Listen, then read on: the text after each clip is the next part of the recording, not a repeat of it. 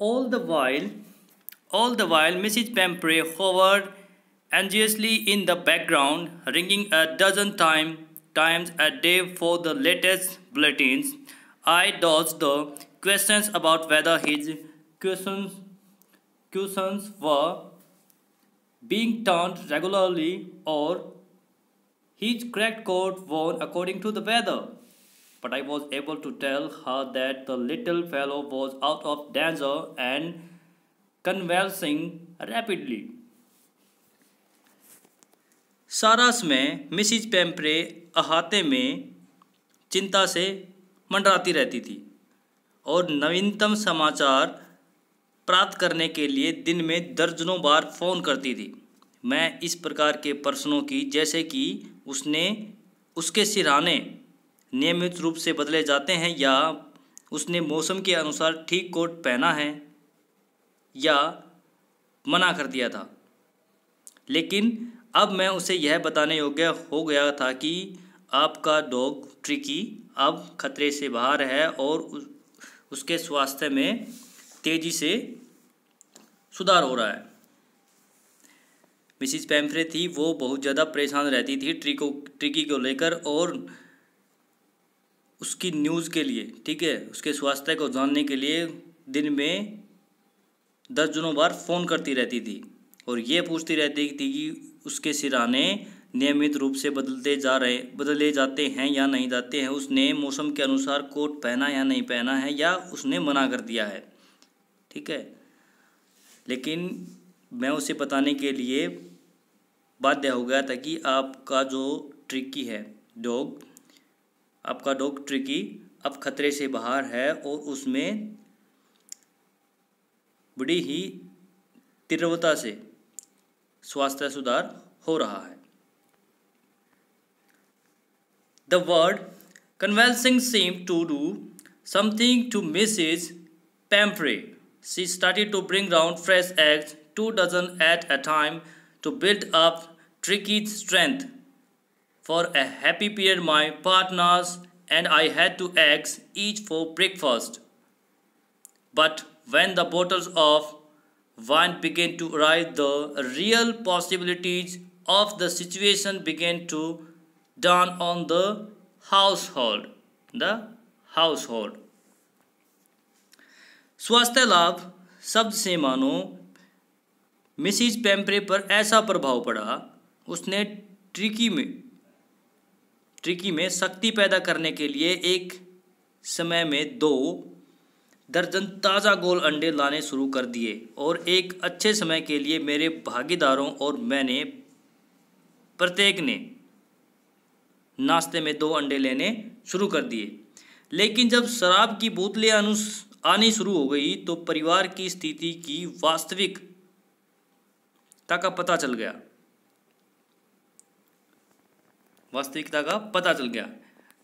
It was to enrich Tricky's blood. Lunch became a ceremonial occasion with 2 glasses of wine before and several during the meal. यह सब कुछ tricky में खून बढ़ाने के लिए था। दोपहर का भोजन एक उत्सव का अवसर बन गया था, जिसमें 2 गिलास शराब भोजन से पहले और कई गिलास शराब भोजन के दौरान ली जाती थी। भोजन के बाद ली जाती थी। It could hardly believe it when the brandy came to put a final edge on Tricky's constitution. Constitution means यहाँ बेटा physical structure. For a few nights, the final spirit was rolled around, inhaled and eventually drunk. हम बड़ी मुश्किल से विश्वास कर सके जब उसकी संपूर्ण शरीर रचना के लिए ब्रांडी लाई। उसकी संपूर्ण शरीर रचना के लिए ब्रांडी आई। कई रातों तक शराब के दौर चलते रहे। उसकी भाप ली जाती रही और उसे सम्मानपूर्वक पिया जाता रहा। They were days of deep content. starting well with the extra egg in the morning, improved and sustained by the midday wine, and finishing luxurious round the fire with the brandy. Round the fire with the brandy. वे गहरे संतोष के दिन थे। सुबह अतिरिक्त अंडों से शुरू होकर उसका सुधरा हुआ रूप दोपहर में शराब के साथ और रात को आग के पास बैठकर ब्रांडी पीने के साथ समाप्त होता था। ब्रांडी पीने के साथ समाप्त होता था। It was a temptation. It was a temptation to keep Tricky on as a permanent guest, but I knew Mrs. Pamprey was suffering, and after a fortnight, felt compelled to phone and tell her that the little dog had recovered and was awaiting collection. Tricky को स्थायी रूप से मेहमान बनाकर रखना एक आकर्षण था, लेकिन मैं जानता था कि मिसिज पैम्प्रे पीड़ित हैं और एक पखवाड़े या 2 सप्ताह के बाद मैं उसे फ़ोन करके यह बताने के लिए बाध्य हो गया था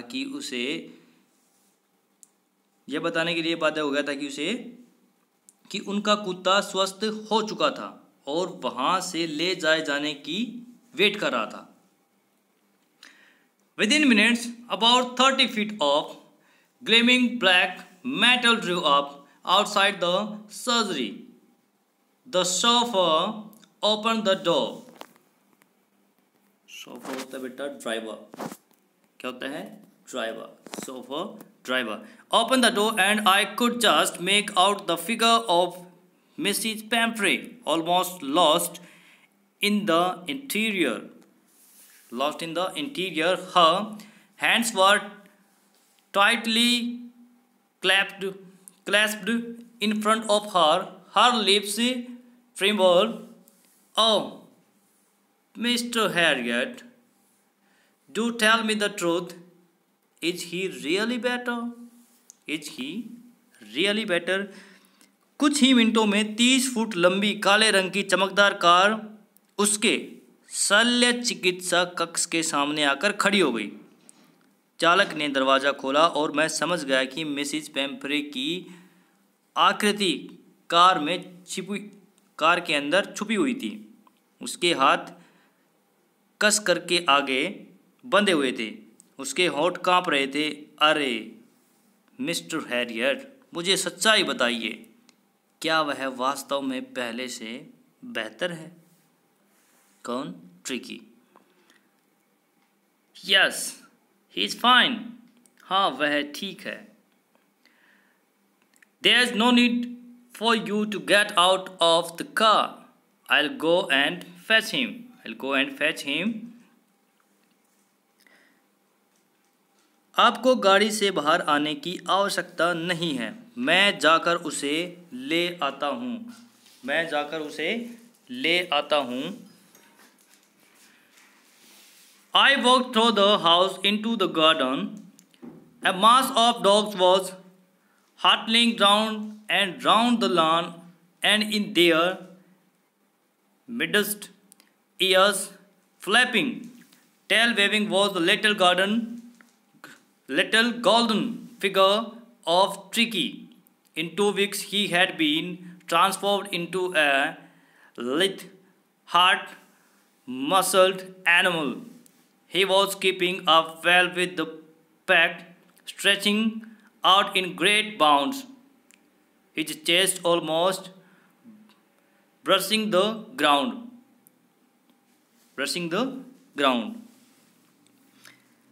मैं घर में से चलकर बगीचे में गया। कुत्तों का एक झुंड आंगन में तेज गति से चक्कर लगा रहा था और उनके बीच में कान फड़फड़ाता हुआ, पूंछ हिलाता हुआ छोटे ट्रिकी का सुनहरा रूप भी था। 2 सप्ताह में ही वह लचीले अंगों और कठोर मांसपेशियों वाला पशु बन गया था। वह लंबी लंबी छलांगें लगाने वाले समूह के साथ अच्छी प्रतियोगिता कर रहा था और उसकी छाती लगभग जमीन के साथ रगड़ खा रही थी।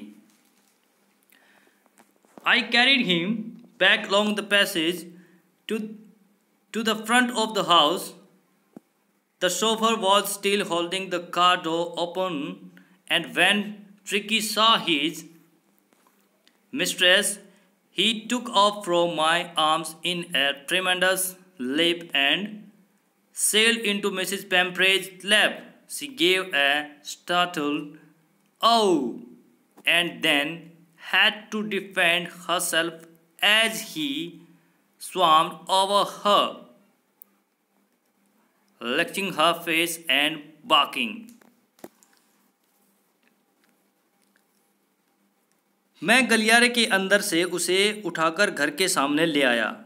चालक अब भी गाड़ी का दरवाज़ा खुला रखे हुए था और जब ट्रिकी ने अपनी मालकिन को देखा, उसने मेरी बाहों में से ज़ोरदार छलांग लगाई और मिसिज पैम्फ्रे की गोद में जा गिरा।